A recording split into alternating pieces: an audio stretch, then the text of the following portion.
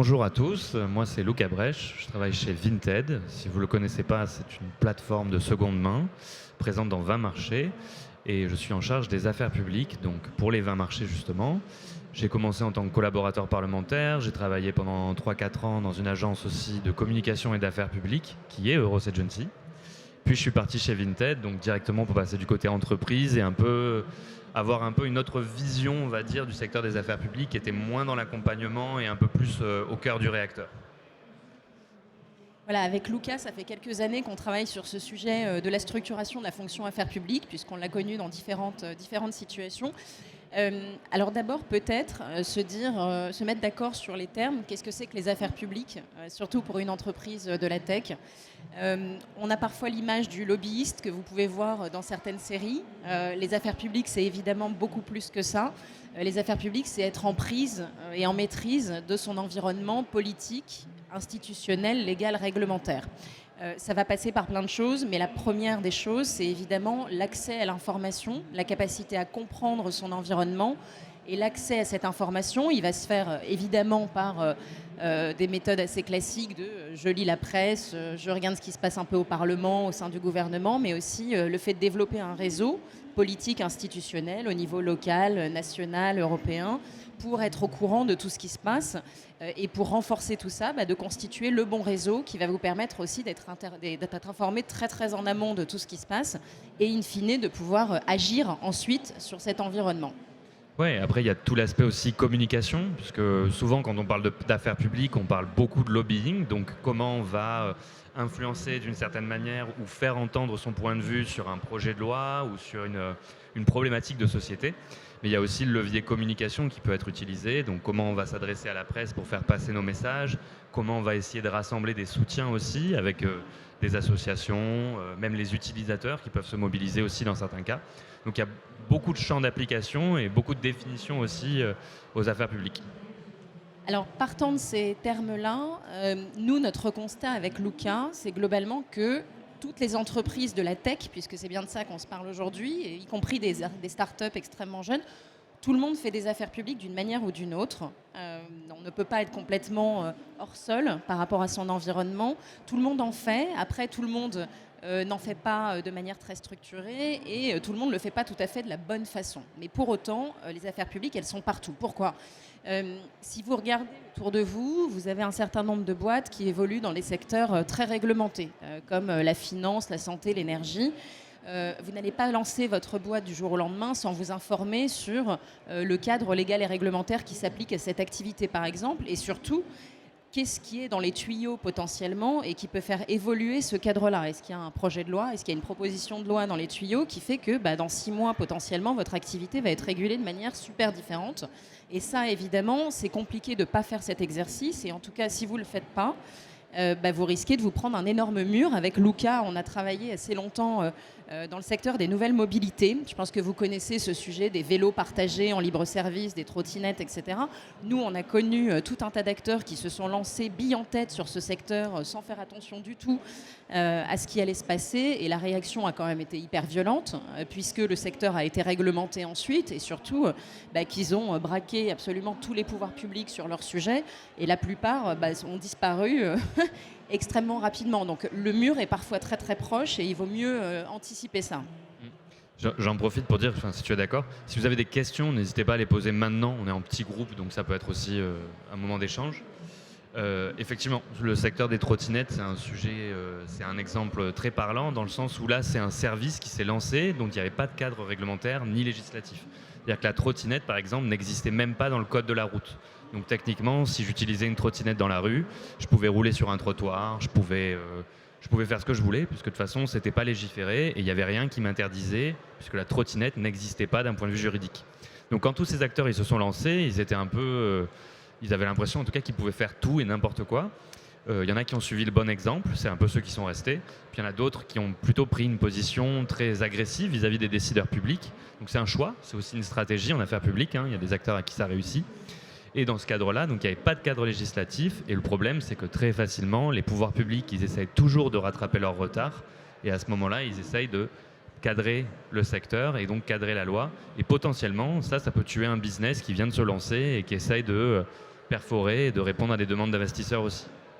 Exactement. Donc en gros, quand vous êtes une start-up surtout, mais pas que, l'idée c'est de pouvoir anticiper. Donc les affaires publiques sont là de cette manière-là. C'est évidemment le cas pour celles qui évoluent sur des secteurs réglementés, on en a parlé. Les affaires publiques peuvent aussi se faire quand vous êtes une toute petite entreprise au niveau d'une organisation professionnelle aussi, hein. Il y en a beaucoup qui font naturellement partie d'organisations professionnelles. C'est une façon de faire des affaires publiques aussi. Vous allez le faire en vous inscrivant dans des programmes comme la French Tech, par exemple, bien évidemment. Vous allez le faire quand vous faites une communication plus institutionnelle et que vous allez tâcher d'être en phase avec l'agenda public et donc de toucher quelques décideurs. Donc voilà, il y a plein de façons de faire des affaires publiques sans forcément structurer la fonction. Et la grande question qui va se poser, c'est évidemment à quel moment est-ce qu'il va falloir structurer cette fonction et se dire je passe de la participation à une organisation professionnelle, à un événement de temps en temps, à une vraie démarche d'affaires publiques.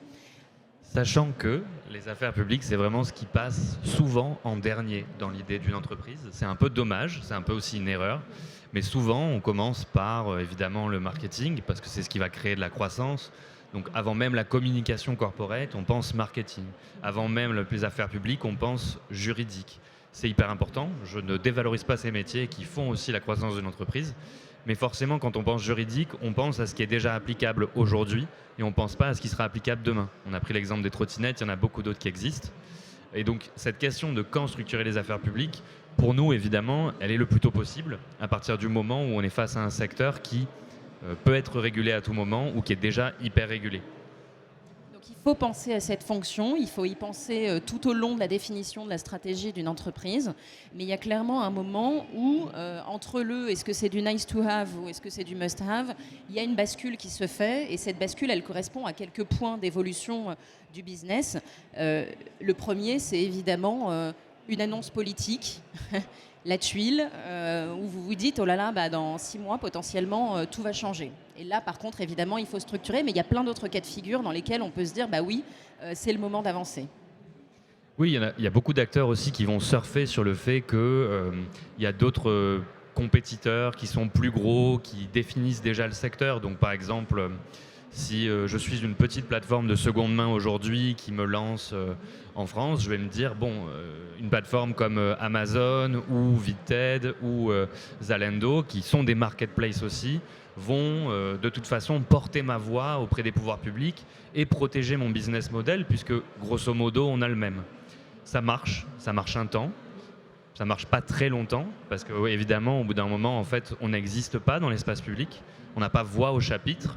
Et forcément, des acteurs plus gros vont essayer de fermer la porte aux plus petits en disant, par exemple, que leur modèle est plus bénéfique parce qu'ils ont cette particularité-là. Et cette particularité-là, elle devrait s'inscrire dans la loi. Et en fait, un matin, on peut se retrouver en se disant qu'en fait, on n'a plus la capacité d'opérer, plus la licence pour opérer. Ouais, et puis il y a un cas de figure évident aussi, et Luca pourra nous en parler, c'est la boîte en hypercroissance qui part d'un marché socle et puis qui d'un coup s'étend à l'international. Je sais pas je me souviens plus sur combien de marchés Vinted s'est implanté. 20 voilà, 20 marchés. Comment appréhender les spécificités de chacun. Vous pouvez être habitué à opérer d'abord en Lituanie, ensuite en France, mais ensuite comment fait-on quand on arrive au UK, en Pologne, en Autriche. Et là-dessus, c'est intéressant de t'entendre, Luca, sur la manière dont Vinted a fait cette démarche de structuration des affaires publiques. Alors du coup, dans le cas de Vinted, c'était assez spécifique puisque j'ai été recruté en 2020. L'entreprise est basée en Lituanie, donc à Vilnius, et ils avaient des bureaux à Berlin et à Amsterdam. Ça, c'était un peu le postulat de départ. Non, même pas à Amsterdam au départ, juste à Berlin. Et en fait, en 2020, ils se sont rendus compte qu'en France, notamment, il y avait la loi économie circulaire qui venait de se mettre en place et qui venait d'être adoptée. Ils se rendaient compte qu'au niveau européen, il y avait une loi dont on commençait à entendre parler qui s'appelle le Digital Services Act, donc qui régule les secteurs numériques. Et ils se sont dit, ça commence à être compliqué et il faudrait peut-être qu'on commence à comprendre ce qui se passe en France, comprendre ce qui se passe au niveau européen, parce qu'on a une belle histoire et on aimerait bien continuer à pouvoir la raconter et continuer à pouvoir grandir. Donc ils ont recruté quelqu'un qui était basé en France pour la première fois, donc c'était complètement full remote. Et l'idée était de se dire, il nous faut quelqu'un qui est français et qui puisse aller facilement à Bruxelles, pas quelqu'un qui est en Lituanie, etc. C'est un choix. forcément que je trouve payant, évidemment, mais ça avait vocation à remplir un peu tous ces critères. Donc avoir voix au chapitre, comprendre ce que les décideurs publics sont en train de décider, répondre à un besoin aussi, parce que quand on est dans une croissance exponentielle, à l'époque c'était déjà 12 marchés Vinted, on est attendu. C'est-à-dire que les médias parlent de nous, les utilisateurs parlent de nous, les associations parlent de nous, et donc forcément on doit avoir une voix au chapitre, on doit être représenté et on doit pouvoir agir. Et ils ont rejoint des fédérations professionnelles au départ, le temps en tout cas qu'ils recrutent quelqu'un, mais ils se sont très rapidement rendus compte que c'était pas très fructueux parce que, par exemple, les associations professionnelles françaises ne voulaient pas communiquer en anglais, donc forcément quand on est lituanien, on parle pas français, donc c'était assez limité, et donc ils avaient besoin un peu de quelqu'un qui servirait de vecteur et qui permettrait de traduire pas seulement la langue, mais aussi un peu le jargon. Parce qu'évidemment, quand on parle d'un projet de loi, d'un amendement, de la procédure législative française, et je ne parle même pas du niveau européen, c'est plus difficile à comprendre. Donc pour résumer, quand est-ce qu'on fonctionne, quand est-ce qu'on structure la fonction affaires publiques? Il n'y a pas de raison ferme, mais il faut avoir ce réflexe affaires publiques tout au long de la construction de la stratégie d'une entreprise et être prêt à enclencher au moment où on voit que soit le risque est très important, ça c'est l'option pas très sympa, soit il y a une opportunité assez géniale qui est de se dire la construction de ce réseau institutionnel va me servir à développer encore plus mon business dans les années à venir. Une fois que j'ai fait ce raisonnement, je me suis dit, OK, je suis Vinted, je crée une fonction affaires publiques. Qui est-ce que je recrute? Voilà. Comment est-ce que je structure cette fonction? Là aussi, il n'y a pas de réponse applicable à toutes les entreprises. Il y a plein d'entreprises qui fonctionnent avec un petit morceau de TP qui fait des affaires publiques, qui va être une personne de la com, du juridique, de la stratégie, un chief of staff, qui va dédier 20, 30, 40% de son temps aux affaires publiques. En clair, il va se charger de toute l'activité de veille et de suivi de ce qui se passe autour du secteur. Il va commencer à construire un réseau. Il peut travailler avec une agence, évidemment, pour essayer de structurer tout ça. Il va faire partie de groupes de travail dans les associations professionnelles et puis commencer à installer cette fonction affaires publiques. Si on se dit, voilà, dans le cas de Vinted, une fois encore, on a tellement de sujets, on a tellement d'enjeux, on a tellement de pays à couvrir qu'il nous faut au moins une personne à temps plein, au moins. Dans ce cas-là, il y a plusieurs questions qui vont se poser. Qui est-ce que je recrute? Est-ce que je prends quelqu'un qui est plutôt politique, qui va pouvoir m'ouvrir plein de portes? Ou est-ce que je prends plutôt quelqu'un de très technique? On le voit dans des secteurs comme la finance, par exemple. Ils ont plutôt tendance à recruter des profils hyper pointus pour pouvoir s'imposer comme expert aussi auprès des décideurs, quitte à ce que la personne apprenne plus sur le tas à réseauter, à identifier les bonnes personnes au sein du gouvernement, des ministères, des administrations, du Parlement. Donc voilà, là-dessus, il y a un sujet à traiter, bien évidemment, c'est vers quel profil je vais me tourner. Ensuite, ça va être à quelle échelle? Où est-ce que je le mets, mon directeur affaires publiques, si je suis une entreprise internationale? Et là-dessus, le choix de Vinted est assez intéressant puisque c'est une entreprise lituanienne dont le premier marché était la France et assez logiquement, me semble-t-il, ils ont fait le choix de prendre un Français qui serait capable d'appréhender au mieux les problématiques de leur marché numéro 1 à ce moment-là, quitte à ce que ce ne soit pas quelqu'un qui parle lituanien et qui soit sur le terrain d'origine de l'entreprise. Ouais, je rajouterais aussi à ton propos tout à l'heure qu'auparavant, je pense qu'on recrutait énormément de lobbyistes qui avaient un carnet d'adresses. Donc par exemple, quelqu'un qui avait des années de terrain en tant que militant dans un parti politique, qui au bout d'un moment était arrivé en tant que collaborateur parlementaire à l'Assemblée ou au Sénat, avait eu un peu cette expérience qui lui avait amené aussi une sorte de groupe politique qu'il pouvait contacter, etc. Aujourd'hui, ça a un peu été cassé par la dynamique politique de manière générale, parce qu'on voit aussi que les partis classiques de gouvernement sont un peu remis en question depuis maintenant plusieurs années. Donc il y a de plus en plus de profils très techno, effectivement comme tu l'as dit dans les entreprises très régulées, mais on cherche aussi beaucoup de profils très généralistes qui vont pouvoir aussi amener davantage de maniabilité avec la politique, mais la communication aussi et le côté juridique.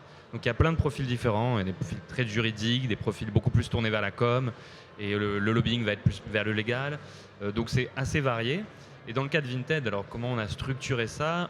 L'idée était de se dire, quel est le besoin qu'on a identifié, nous, en tant qu'entreprise? Avant de se dire, alors, où est-ce qu'on pourrait mettre ça dans une organisation où ça aurait du sens? On ne choisit pas toujours là où on se retrouve, hein, en tant que directeur affaires publiques. C'est un choix qui est fait dans la fiche de poste. Et dans mon cas, c'était à la direction juridique.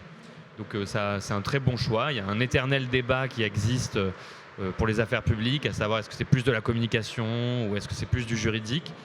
J'ai pas la réponse, c'est un peu des deux, ça dépend vraiment des entreprises et de leurs besoins. Dans le cas de Vinted, c'était plus au juridique aujourd'hui. Maintenant, ça peut avoir vocation à changer. Il y a des coalitions qui se forment avec les enjeux environnementaux, donc la stratégie, le côté environnemental, le côté communication. Donc c'est toujours un débat en cours chez Vinted, mais aussi de manière générale sur la place publique. On parle de plus en plus de fonctions corporate affairs qui regrouperaient un peu tous ces secteurs. Donc je pense que c'est vraiment au cas par cas. C'est un peu difficile de répondre à cette question. Ouais, le corollaire évidemment de la fiche de poste, c'est où est-ce que je rattache, où est-ce que je positionne mon directeur des affaires publiques dans l'organigramme. Alors moi j'ai un œil externe là-dessus en tant que conseil, mais c'est sûr que d'expérience sur ces dernières années, c'est toujours plus confortable d'avoir un directeur des affaires publiques qui est au plus proche de ceux qui dessinent la stratégie de l'entreprise, c'est-à-dire le président et ou son directeur général, pour avoir une vision transverse des enjeux. Il faut comprendre que les affaires publiques, c'est un métier d'action, même s'il y a une image parfois un petit peu différente.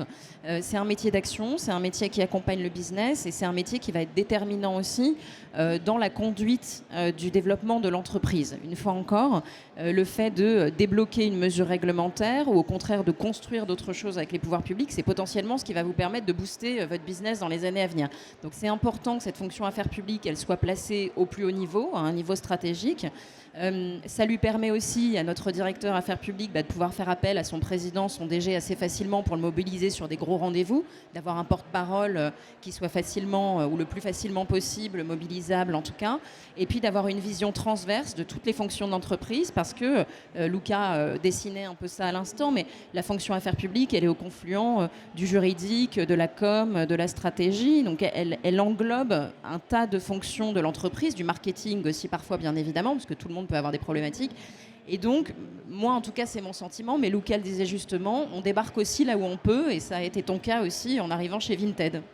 Non, clairement. Et puis, je pense qu'on parle beaucoup du côté législatif. Donc, un directeur affaires publiques, c'est à la fois un bouclier législatif, mais ça peut être aussi un levier de croissance. Donc, il y a aussi cette dimension business au directeur affaires publiques.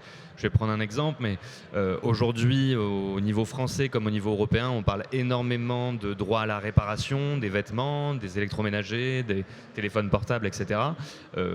C'est pas le cas, hein, je ne vous fais pas une annonce, mais par exemple, ça, le comprendre en amont, parce que ça fait déjà 2 ans que l'Europe en parle, le transmettre aux équipes stratégiques et business, etc. et leur dire, ben voilà, il y a telle chose qui se prépare, c'est aussi offrir des opportunités de business à une entreprise parce qu'on comprend le milieu politique et les enjeux et les portes qui vont s'ouvrir devant nous. Donc il y a aussi cette notion quand même très business, le directeur affaires publiques, s'il est bien positionné, comme tu as très bien dit, pour pouvoir fournir des conseils, fournir des propositions de compréhension et d'appréhension du débat politique et de ses opportunités. Exactement. Et le dernier point là-dessus, alors vous vous êtes dit, ok, je crée une fonction affaires publiques, je fixe une feuille de route, je définis un profil, je le rattache et je le positionne correctement dans mon entreprise. Et ensuite, comment évaluer ses performances et quelles spécificités je vais devoir prendre en compte pour pouvoir travailler avec lui correctement. Alors il y a 2 choses, à mon sens, principales là-dessus. La première, c'est la temporalité. On est un métier qui s'inscrit dans le temps long. Et ce temps long, c'est rarement celui du business, surtout dans des jeunes entreprises qui sont en train de faire des levées de fonds, qui veulent s'étendre à l'international très rapidement. Et c'est vrai que dire à son patron, bah écoute, là j'ai un texte au niveau européen, ça va prendre à peu près 3-4 ans, on ne sait pas trop de quel côté la pièce va tomber. C'est pas toujours évident. Alors ça va parfois plus vite, surtout sur les marchés nationaux. On en discutait avec Luca, ça peut prendre que quelques mois, mais que quelques mois à l'échelle d'une jeune entreprise, c'est déjà beaucoup. Donc il faut pouvoir appréhender cette temporalité, gérer les attentes en interne, faire comprendre que, et appréhender une incertitude qui est extrêmement importante, puisque on est lobbyiste, pas corrupteur. Donc en fait, on ne peut pas décider de ce qui va se passer dans un texte et de comment vont être rédigées les dispositions. Parfois, ça ne nous convient pas. Et pouvoir accepter cette grande part d'incertitude qu'il y a avec. Il y a plein de choses très positives aussi, mais en tout cas, ce temps long, il n'est pas toujours facile à gérer, très clairement. Oui, il y a une métaphore qui existe un peu dans le milieu des affaires publiques où on parle vraiment de la tortue et du lièvre. La tortue, c'est vraiment l'Union européenne qui met 4-5 ans à discuter d'un texte. Et le lièvre, c'est vraiment l'échelle nationale où il y a une proposition de loi qui est faite et puis au bout de 2, 3, 6 mois maximum, elle est adoptée pour qu'on puisse avancer. Donc la marge de manœuvre sur ces textes, elle est forcément différente. Et ça a un impact sur l'interne aussi, puisque quand on explique à son top exécutif, son top management, etc., tout ce que peut avoir comme implication un projet de loi, ça a forcément un impact important de savoir en fait dans combien de temps ça va s'appliquer et est-ce que c'est ça exactement qui va s'appliquer. Donc imaginons il y a une proposition européenne qui tombe aujourd'hui sur les vêtements de manière générale, le textile. Si moi je commence à dire bon, j'analyse la proposition de loi, j'en parle en interne et je dis il y a telle disposition qui va s'appliquer à nous, ça serait bien de le prendre déjà en compte, on va me dire d'accord. Est-ce qu'on le prend en compte maintenant? Moi, je dois leur dire, non, parce qu'en fait, il va falloir attendre 3 ans afin qu'on puisse avoir les informations concrètes et finales pour savoir ce qu'on va impliquer et implémenter. Donc ça a un enjeu. Et je pense qu'au-delà de ça, ce qui est intéressant aussi à comprendre sur le métier des affaires publiques, c'est que comprendre un projet de loi dès le départ, c'est pouvoir anticiper des problèmes qui vont arriver dans 2 ans ou 3 ans. Donc même si aujourd'hui, on ne va pas pouvoir l'appliquer techniquement et concrètement parce qu'on est obligé d'attendre que ça soit 6 mois ou 4 ans, il y a quand même un enjeu pour les équipes business à se dire, et aux équipes produits, développement, etc. Si je connais déjà un peu cette dimension-là, je le prends en compte pendant les 2 ans ou les 6 mois, afin de pouvoir aller vers cette direction-là, plutôt qu'être complètement à côté de la plaque et lancer un service qui finalement ne pourra plus opérer ou alors ne va pas marcher. La notion de temps long, donc, et puis les KPIs.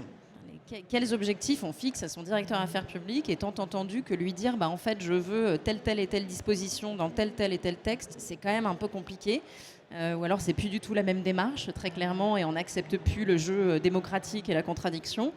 Donc comment est-ce qu'on mesure la performance d'un directeur affaires publiques ? Moi, je n'ai pas la réponse. Généralement, c'est évidemment un succès sur un texte, mais ça, c'est quand même très incertain. Mais comment est-ce qu'on peut autrement mesurer cette performance ? Spoiler, je n'ai pas la réponse non plus. Quand on parle de KPIs, quand on va être, par exemple, dans un rôle de relations publiques et presse, on peut dire, voilà, ce mois-ci ou ce quarter, j'ai eu 30 retombées presse dans lesquelles notre entreprise a été citée positivement. J'ai eu tel événement où j'ai fait venir 10 influenceurs. Voilà. Il y a un peu une sorte de succès mesurable par la quantité. C'est un peu la même chose, par exemple, avec le marketing. On a fait telle campagne de communication, ça a ramené tant d'utilisateurs sur la plateforme. En affaires publiques, c'est beaucoup plus compliqué que ça, parce que comme il y a cette logique déjà de temporalité, mais en plus de ça, on ne peut pas fournir un résultat à proprement parler. Donc moi, on m'a déjà posé la question, est-ce que ça ne serait pas une bonne idée de dire j'ai fait tant de rendez-vous en affaires publiques ce quarter, ou ce mois-ci. Ça aurait été très arrangeant de mon côté, parce que j'aurais pu dire oui, ok, pas de problème, je prends cette méthodologie-là et je la coche, faire 30 rendez-vous en 3 mois, aucun problème. Est-ce que pour autant c'est synonyme de succès et de réussite ? Pas du tout. On peut rencontrer n'importe qui, même si c'est des beaux noms, de beaux députés, de beaux parlementaires, etc. Potentiellement, ils n'ont aucun intérêt et aucun pouvoir en fait sur mes enjeux à moi, législatifs ou politiques. Donc moi, la réponse que j'ai trouvée aujourd'hui, en tout cas, parce que mon patron me pose encore la question, quand je dois présenter une stratégie, il me dit bon, alors c'est quoi l'objectif ? C'est quoi qu'après, comment on va mesurer ce succès ? Aujourd'hui, nous, on définit ensemble en fait des axes de travail clés. Et en fait, on essaye de faire une projection entre là où on est aujourd'hui sur cet axe de travail, là où on vise à être en 2024. Donc, ce n'est pas forcément quantifiable, mais c'est un ensemble de facteurs qu'on utilise pour pouvoir se dire, OK, si je me projette, est-ce que notre voix est plus entendue sur ce sujet-là maintenant qu'à l'époque ? Est-ce qu'on a avancé un petit peu sur le positionnement de tel sujet ? Est-ce qu'on a fait prendre plus conscience au pouvoir public des problématiques qui nous affectent et qui nous impactent ? ou non. C'est pas une science exacte, ça marche pas à tous les coups, mais c'est une façon de, en tout cas, trouver un compromis finalement avec la personne qui est mon responsable. Voilà pour les principaux éléments qu'on voulait partager avec vous aujourd'hui sur la structuration des affaires publiques. Maintenant, si vous avez des questions, on peut discuter de manière totalement informelle dans les minutes qui viennent. Autant en profiter. Donc ne soyez pas timide.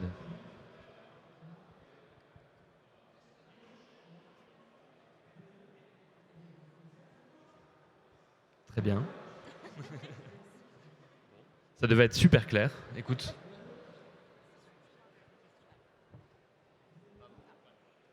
Simplement pour rebondir juste sur un point que vous avez annoncé, c'était qu'il y avait une évolution dans le type de profil des personnes chargées des affaires publiques qui étaient recrutées, ou avant on cherchait potentiellement soit des techniciens, soit des politiques, enfin des personnes qui avaient plutôt une vision politique, et que cela, avec le changement qu'il y avait eu au niveau, à mon avis, élection 2017 ou autre, il y a eu des changements sur ce point de vue-là. Est-ce que là, comme ça fait quand même plusieurs années qu'il y a eu ce changement, je présume que là, maintenant, on revient un peu à ce qui avait été fait avant. On retombe sur des personnes qui ont été assistants parlementaires pendant X années, des personnes qui sont sorties de l'ENA, etc., etc. On retombe peut-être un peu plus sur ce qui a été fait avant. Alors, ça, c'est un avis personnel. Je le dis à mon nom et à mon titre. Ce que je voulais dire tout à l'heure, c'est que je pense que la logique de parti, de manière générale, aujourd'hui, elle a quand même bien été remise en cause. Moi, de mon expérience, que ce soit en agence ou en travaillant dans une entreprise, le rapport que j'ai avec les assistants parlementaires a énormément changé. Je pense vraiment que le travail au sein de l'Assemblée nationale comme au Sénat, et au Sénat c'est un petit peu différent, mais on peut revenir là-dessus, est vraiment très différent. On se retrouve beaucoup plus avec des très jeunes profils. Il y a beaucoup moins d'assistants parlementaires qui ont une quarantaine d'années, ce qui était le cas avant, qui avaient un passif de militants. Et c'est ça un petit peu l'exemple que je voulais prendre, c'est que je pense que la logique de militantisme depuis plusieurs années qui nous ont amenés à avoir un carnet d'adresses et de connaître des gens avec qui on a grandi, on a fait du porte-à-porte et du tractage, qui nous amène en fait à connaître des gens qui sont aujourd'hui en cabinet ministériel ou autre, et donc nous ouvrir des portes en tant que lobbyiste, je trouve que ça a un peu changé. Après, ça existe toujours, et effectivement, on peut dire que depuis 2017, vu que le même parti est au pouvoir, il y a un peu une logique comme ça qui se retrouve. Mais entre 2017 et, on va dire, avant 2017, où c'était les mêmes partis qui se disputaient depuis 40 ou 50 ans le pouvoir, pour moi, il y a un peu une différence. Après, bon, ça se... Tu veux rajouter quelque chose ? C'est un avis personnel, hein, je ne suis pas analyste politique. Hein.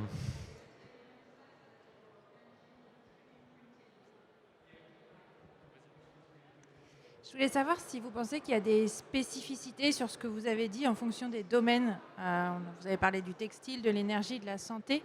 Est-ce que les affaires publiques, c'est la même chose partout ? Ou alors il y a vraiment des choses différentes selon le domaine ? Ah non, c'est clairement hyper différent. Alors, il y a un socle qui est que notre métier, si on le catégorise, et on va dire qu'il y a 3 grands piliers. Un, c'est la veille et l'analyse au sens large. 2, c'est la construction de réseaux politiques, institutionnels au sens très large, là aussi, incluant les associations professionnelles notamment. Et puis, il y a un 3e pilier qui rentre dans la loi Sapin 2, qu'on appelle la représentation d'intérêt. Là, c'est le lobbying stricto sensu. On essaie d'influer sur la décision publique. Ça, OK, c'est pareil partout. En revanche, je pense que la pratique est très différente d'un secteur à l'autre.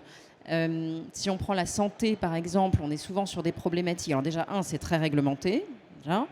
2, il y a quand même beaucoup de problématiques de market access qui nécessitent en interne de travailler un petit peu différemment avec les équipes et surtout de le faire avec beaucoup de doigté politique. Ça, c'est certain. A contrario, si vous prenez plutôt des startups, on prend les startups des nouvelles mobilités, là on est dans des stratégies un peu tout feu tout flamme où le but du jeu c'est quand même d'aller très très très vite et de voir beaucoup de monde en très très peu de temps, au niveau local notamment parce qu'on est sur des implantations locales, tout en travaillant le national, tout en gardant un œil sur l'européen. Donc l'agilité, le niveau d'agilité et surtout de la surface d'intervention n'est pas tout à fait la même quand même.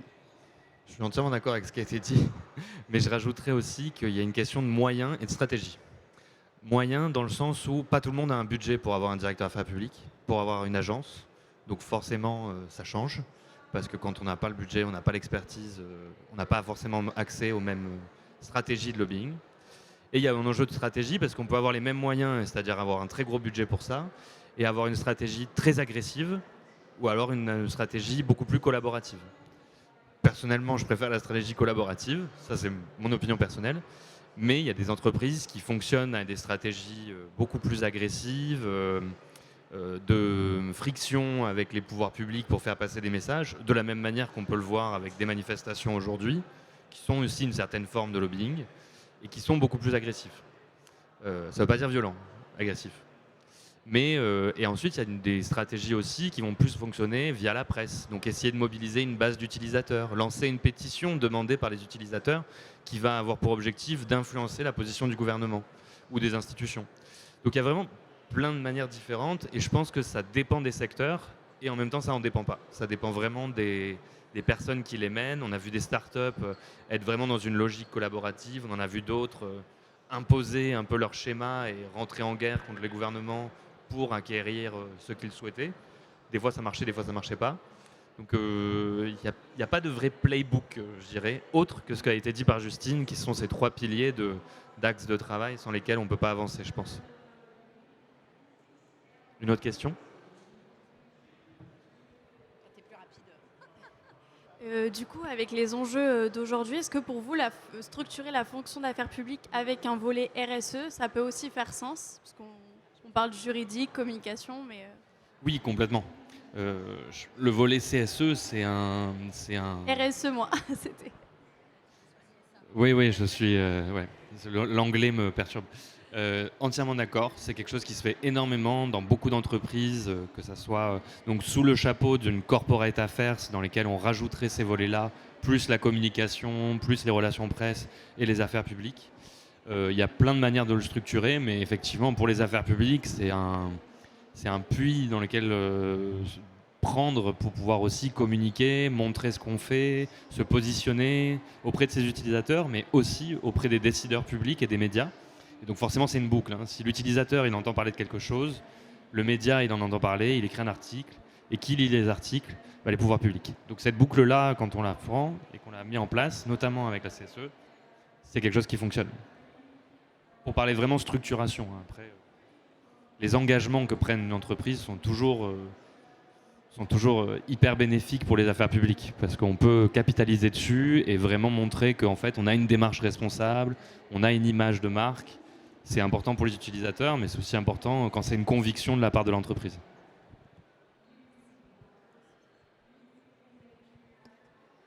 Bonjour, du coup j'aurais peut-être aussi une question par rapport justement à cette fonction. Vous l'avez dit, je pense qu'elle est essentielle et en plus on partage cet avis puisque c'est aussi notre métier. Se pose souvent la question de savoir en matière de représentation, est-ce que c'est la personne qui s'occupe des affaires publiques qui doit être cette représentation ? Ou est-ce qu'on travaille plutôt au service du coup, de l'entreprise et par exemple de la direction ou du représentant de la société, que ce soit au niveau national ou global ? Je ne suis pas sûr d'avoir compris la question, pardon. Je prends. Sur la représentation, alors, ce qu'on voit de manière générale, c'est qu'un directeur affaires publiques, il va faire quand même un certain nombre de rendez-vous, seul, éventuellement avec un expert en interne de fiscalité, droit, selon les sujets, ou responsable RSE, si on va vraiment parler de ces engagements-là. Sur des plus gros rendez-vous, des rendez-vous en cabinet ministériel, des gros événements, là oui, vous allez mobiliser généralement un DG, un président plus naturellement. Après, ce sont des gens qui, dans leurs agendas, ont quand même un temps extrêmement réduit pour les affaires publiques, sauf certaines entreprises qui font exception, mais la plupart du temps, l'idée, c'est quand même d'avoir un directeur des affaires publiques qui soit aussi le porte-parole institutionnel de l'entreprise, idéalement, et clairement, c'est ce que tu fais au quotidien aussi, Luca.